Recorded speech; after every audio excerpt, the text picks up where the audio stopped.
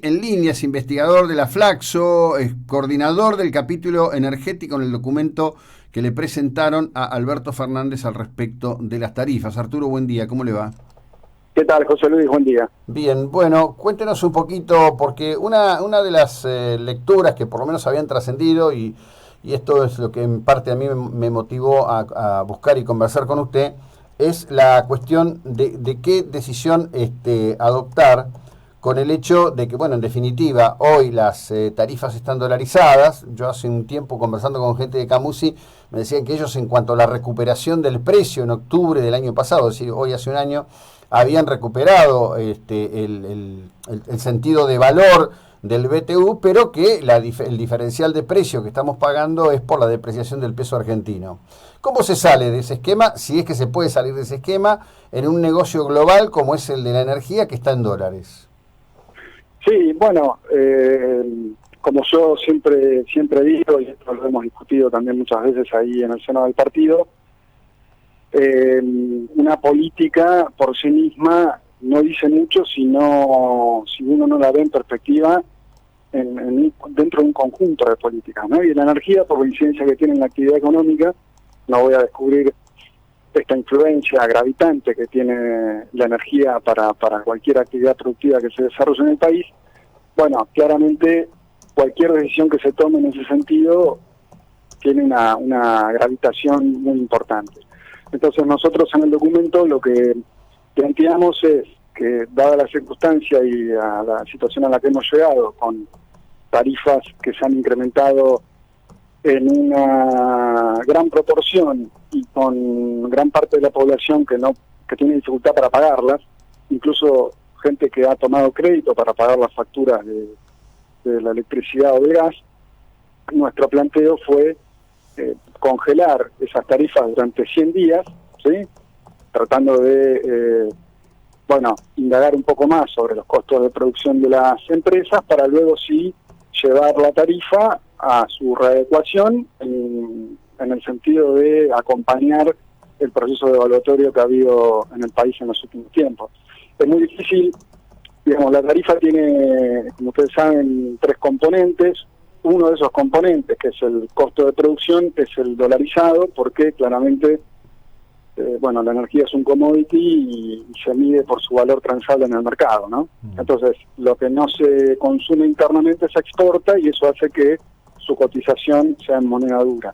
Entonces, si el gobierno o dentro del conjunto de políticas que aplica no toma alguna medida para tratar de atenuar el impacto devaluatorio en el valor de la tarifa y al mismo tiempo la actividad económica está en recesión, que al mismo tiempo crece el desempleo, que al mismo tiempo aumenta la pobreza, etcétera, bueno, estamos haciendo de algo que es esencial, que es un derecho básico, elemental,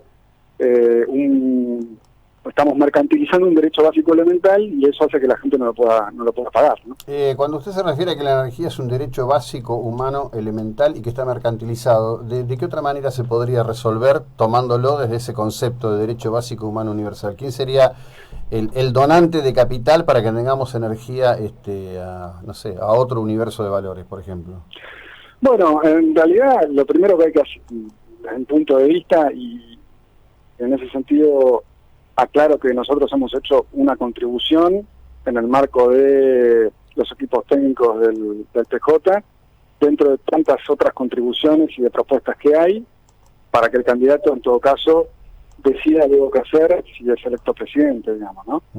Él entenderá mejor que de todo lo que nosotros hemos propuesto tomar o que no. Nosotros lo que creemos es que cuando la actividad económica despegue, o por lo menos dejemos de caer, tenemos un momento, estaremos asistiendo a un momento más adecuado para readecuar tarifas.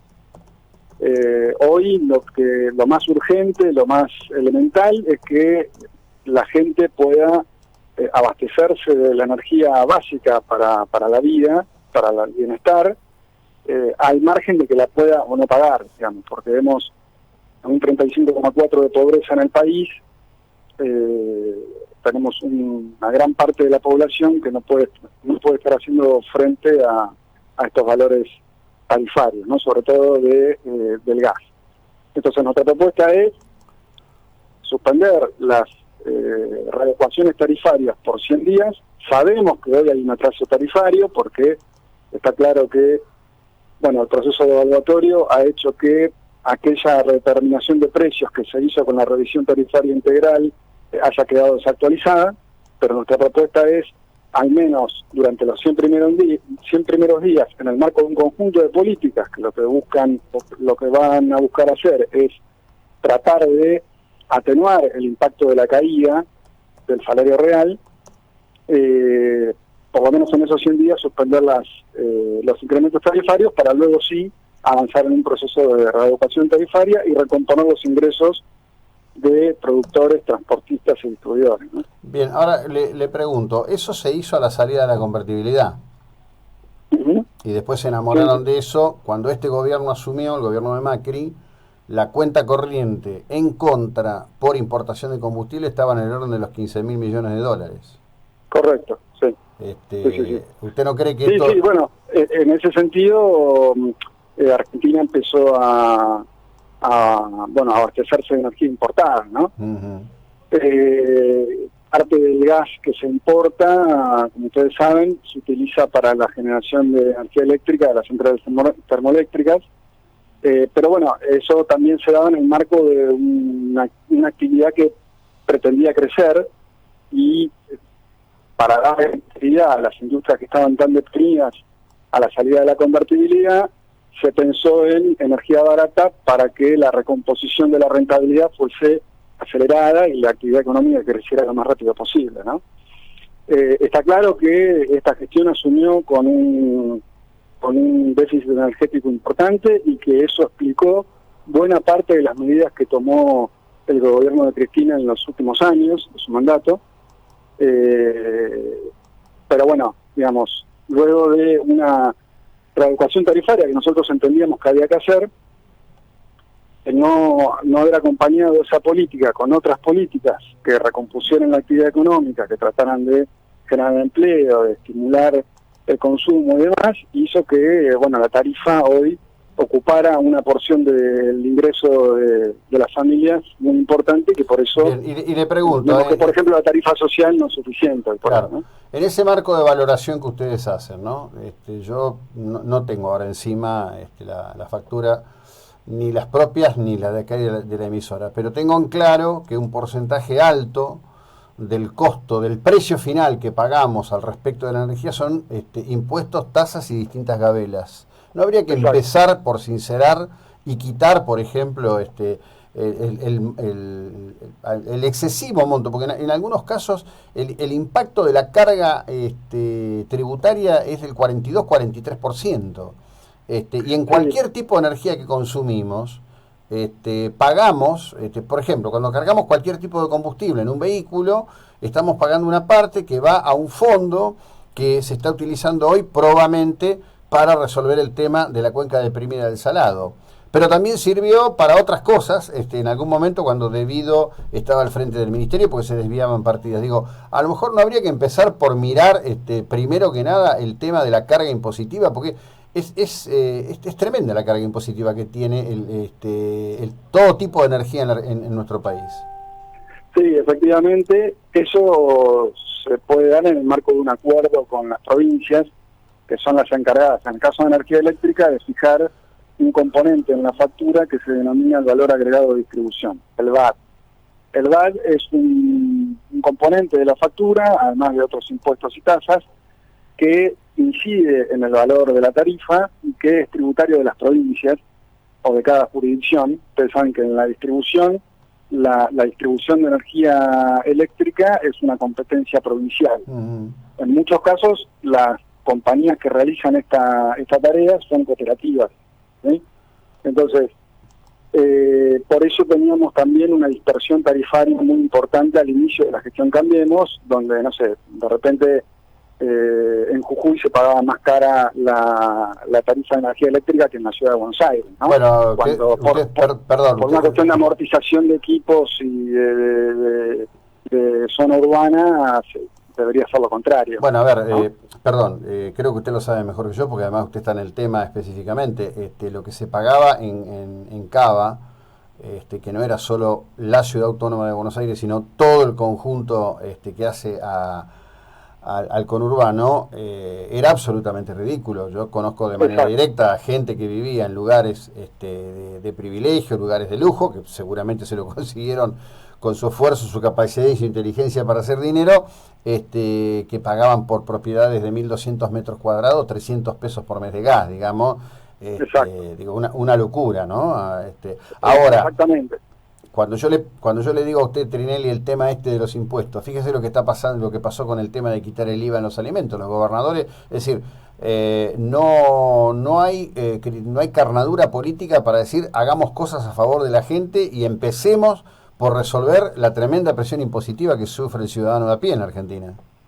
Claro, bueno, por eso yo vuelvo al inicio y digo que me parece que la política energética no puede ser una política disociada dentro de un conjunto de políticas que expresen un norte o un objetivo hacia dónde se quiere ir.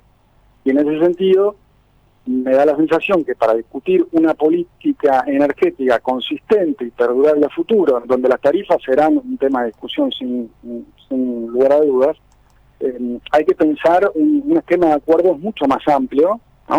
Un esquema de acuerdo federal, donde las provincias se sienten en la mesa de discusión y vean qué esfuerzo pueden realizar a favor de la gente. Con el tema de del IVA creo que quedó muy claro, ¿no?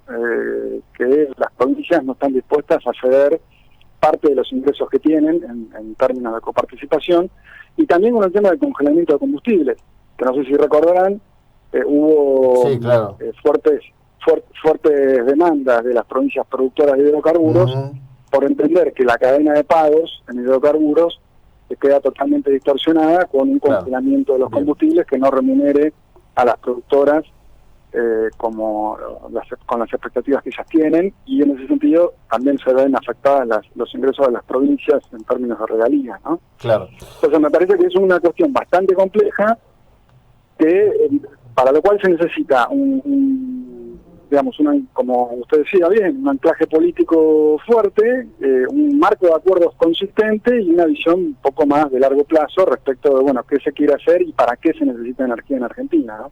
Claro. Le cierro con esto. A ver, esto se publicó, fue portada del diario Clarín, único medio que lo publicó, señalando que había una reunión de Miguel Galucio con Cristina en Cuba, hablando de la política energética argentina. Ustedes como gente del PJ, como técnicos, ¿saben algo de eso? ¿Tienen alguna idea de qué pasó ahí?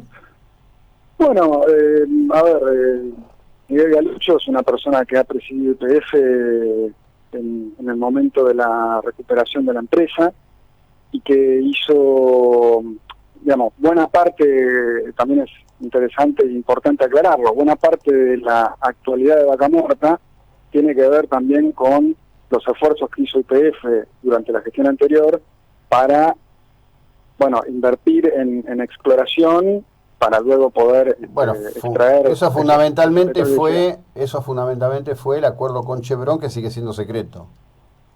Claro, pero digo, muchas veces cuestiones que se plantean como logros de una gestión invisibilizan por ahí las continuidades que hay en algunos segmentos de la actividad económica, sin las cuales no se podría hacer prácticamente nada, porque ustedes saben que en todo lo que tiene que ver con recursos naturales, siempre las tendencias deben ser de mediano y largo plazo, porque bueno, las concesiones llevan mucho tiempo y las empresas requieren de cierta estabilidad o de ciertas condiciones de reglas de juego para poder hundir inversiones que son muy importantes y en muchos casos a riesgo, ¿no? Bueno. Entonces, la participación de Galucho me parece que está inscripta en ese marco. Es una persona obviamente con una experiencia importante, que debe tener también su visión sobre qué hacer con YPF, y me parece que en ese sentido hay una idea de que YPF recupere la centralidad, ¿no?, en la discusión energética que fue invisibilizada en estos años, ¿no? Bueno, Trinelli, un gustazo, gracias, buena jornada, muy amable. Muchas gracias, hasta luego. Hasta luego. Bueno, Arturo Trinelli es otro de los integrantes de este grupo que, como dicen ellos, nosotros le acercamos ideas, pero